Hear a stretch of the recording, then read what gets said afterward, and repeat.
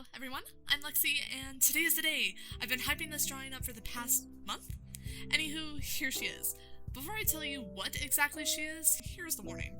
The following presentation may contain language and other pieces of media not appropriate for children, so if you're one of my younger viewers, please watch with caution, or watch one of my other videos. With that said, enjoy. So, the woman? Here is a Japanese yokai, monster or demon, called a Jorogumo, which I believe translates to horse spider or weaving bride. I even believe it's an actual spider, but don't take my word for it, I'm not sure. Whenever I looked up Jorogumo, I only got the yokai. A Jorogumo's favorite prey is young, handsome men looking for love. She will usually invite them inside her home, and they are never heard from again. Now you may ask, how can a giant spider woman lure a man to her home? And I shall give you the answer. She hides her spider body either with a kimono, or she doesn't reveal it until she decides to eat her meal, and feeds her spider children. She usually has the body and appearance of a young, lovely woman before she eats her prey. So, yeah. There's even a neat story around a certain waterfall in Japan. They're called the Joran Fall in the Edo period. Civilians thought the falls to be haunted by a Jorogumo, so no one would ever wander there. However, one day, a lumberjack from out of town began cutting wood. He dropped his axe into the river, and when he swam to look for it, a beautiful woman appeared, giving his axe back to him, and told him to never tell anyone about her. There are different variations, and the first one is that one night he got really drunk with some buddies of his and told them about the encounter, only to fall asleep that night and never awaken. The other variation is that the man fell in love with the woman that he met and would go back to see her daily. However, he started to become weak and taxed after visiting her. A monk from a neighboring temple believes the lumberjack to be trapped by a spider. So one day, they both go to the falls, and the monk starts speaking a sutra. Is that what it's called? Once he does, spiderwebs start shooting out from the waterfall. With the power of Buddhism, the monk and lumberjack escape, and the lumberjack was devastated once he found out the truth. But did that stop the man? No! He went to the Tengu, master of the yokai, on a mountain asking for his blessing to marry the Jorogumo. However, the Tengu forbade it. Now, you're probably thinking, did that stop the lumberjack? And no, it didn't! He rushed into the waterfall, where he met his love, got wrapped up in spiderwebs, and sank to the bottom of the river, never to emerge. In other variations of the story, the lumberjack fell asleep and a web was tied to his leg, so he moved it to a tree stump, and the tree stump got pulled into the falls. I believe that's actually the most common story in Japan. Some even believe that the Jorogumo is a goddess that protects civilians and saves them from being drowned. But, nay, that's not my Jorogumo. Currently, I think Jorogumo are actually getting a little more popular in modern media, like Monster Musume. There's a monster in there who is a Jorogumo. There's a monster in Pathfinder that's based off of Jorogumo. I think it's a homebrew, but I could be wrong.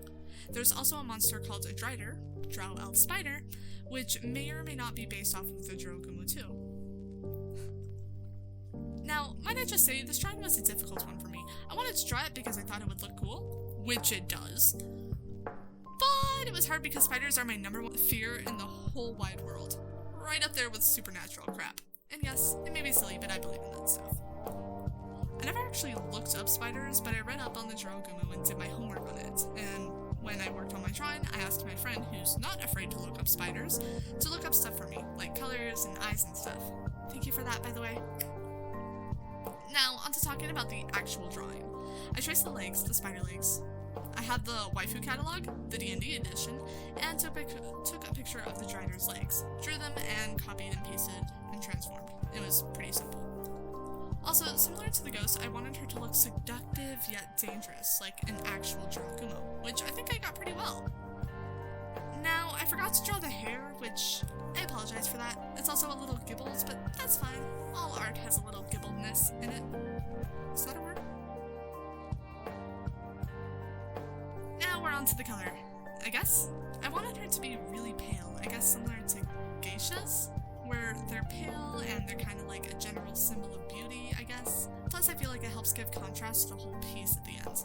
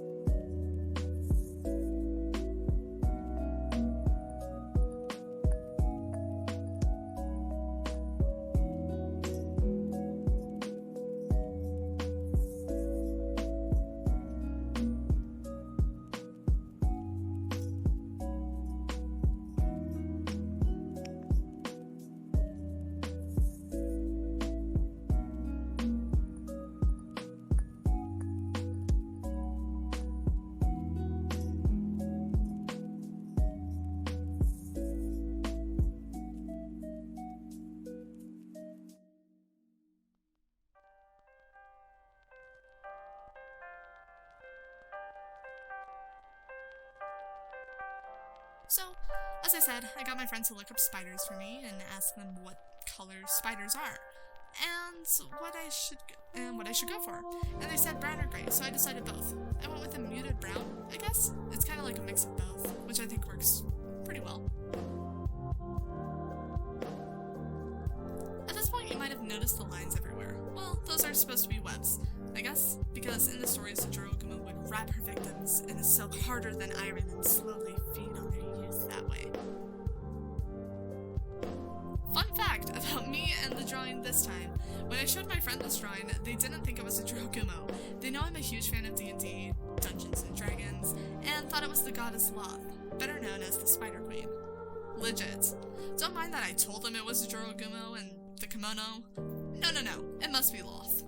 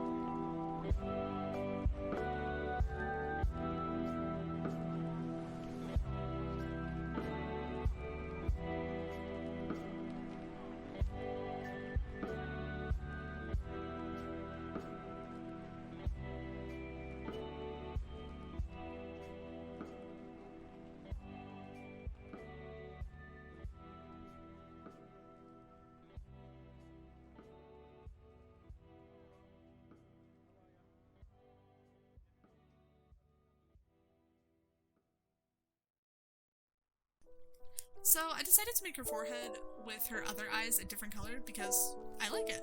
Like, if she was to leave her den and babies for a little bit, it could be like a crown or nice headpiece and be fully covered by her hair. But who knows?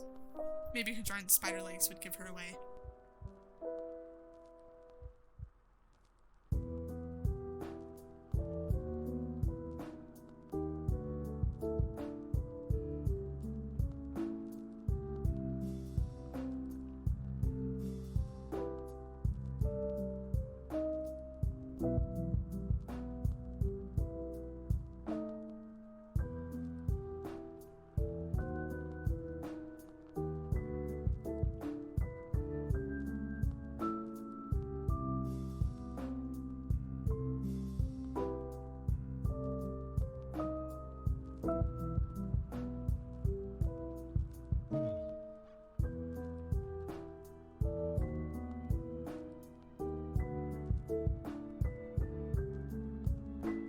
Speaking of the eyes, for her eyes, I wanted them to be red. Why, you may ask? Well, because I feel like it helps give a predatory feel, along with the cat-like pupils she has. For the shading of the eye, I used purple, and for the highlight, I used a light orange. I also used the same method for the eyes on her forehead, and yes, they are supposed to be eyes.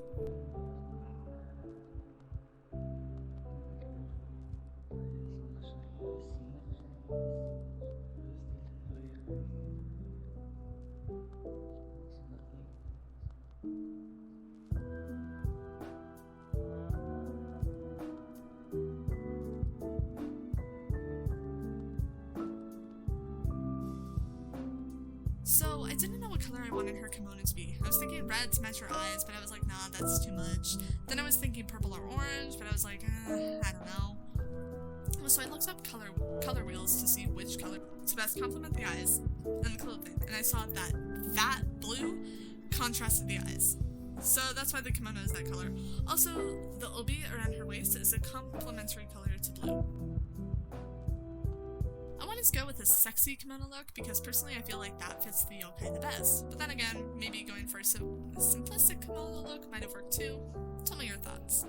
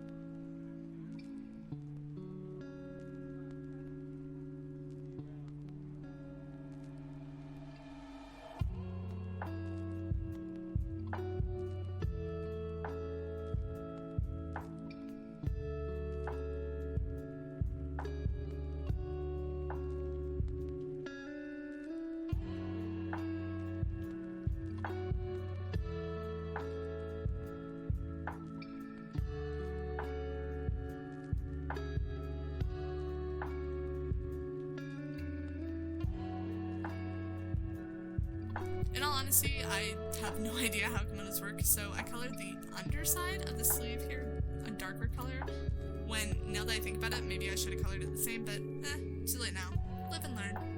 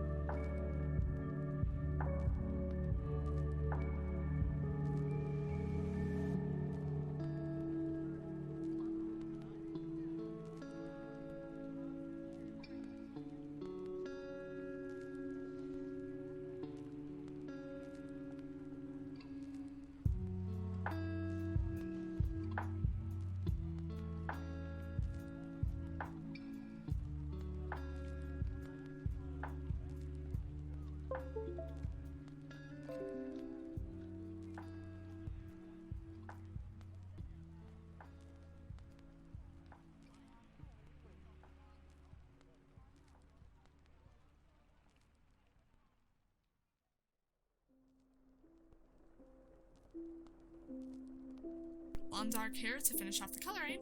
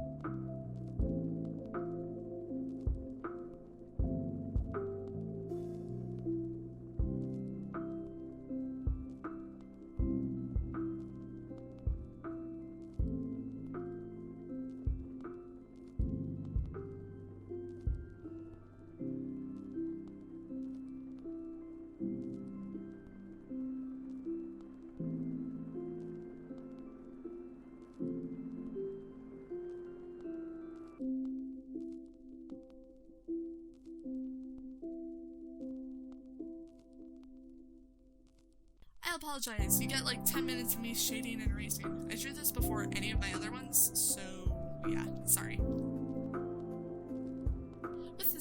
With the shading, I used a softer shading. I really liked how it went. I also used a few darker shades. I used one shade darker than the normal color for the more wide range, and then a couple shades darker than that for the smaller crevices here and there. And I used that method for the whole piece.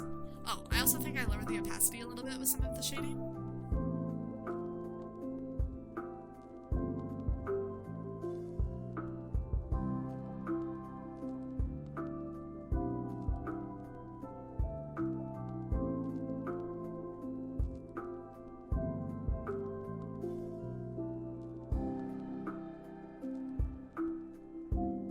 Feeling a little cute, might kill and eat some men later.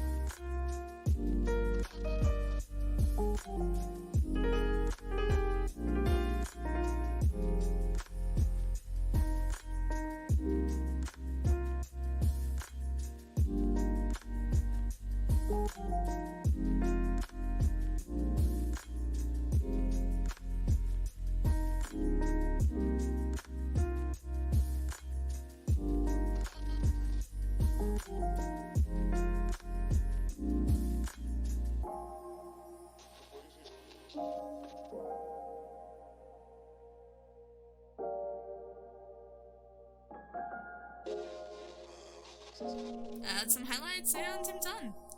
So, I'm really sorry about not uploading this video yet, on Halloween. It took a long time for it to do its computer stuff, and I was really busy with work and being slightly sick and all that, so, you know, fun stuff. Not the sarcasm.